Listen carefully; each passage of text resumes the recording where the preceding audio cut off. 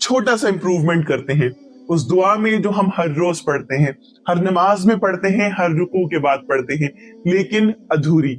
और इस दुआ के लिए आप नबी करीम सल्लल्लाहु अलैहि वसल्लम ने फरमाया कि जो कोई भी शख्स इस दुआ को पूरा पढ़ता है उसके लिए आसमान से 30 फरिश्ते नाजिल होते हैं और फिर वो उसकी नेकियों को लिखने के लिए दौड़ लगाते हैं। इस दुआ का जिक्र है सही बुखारी में। एक दफा आप नबी करीम सल्लल्लाहु अलैहि वसल्लम नमाज पढ़ा रहे थे तो आप रुकू से उठ करके कहते हैं समी अल्लाहु लिमन हमीदा। इतने में पीछे से एक सहाबी की आवाज आती है और इस दुआ को वो आगे पढ़ते हुए कहते हैं रब्बना लकल हम्द हमदन कसीरन तय्यबन मुबारकन फी।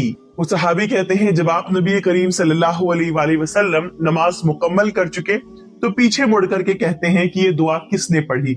इस पर वो सहाबी अपना हाथ ऊंचा करते और कहते हैं या रसूल अल्लाह मैंने पढ़ी।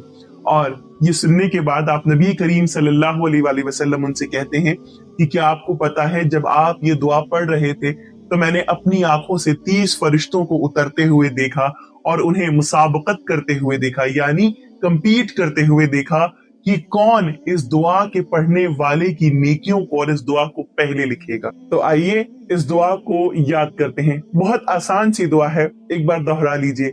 रब्बना लकल हम्द हमदन कसीरन तय्यबन मुबारकन फी, ताकि जब आप और मैं ये दुआ पढ़ें तो फरिश्ते हमारे लिए भी नेकियों को लिखने में इसी तरह से मुसाबकत करें और दौड़ लगाएं।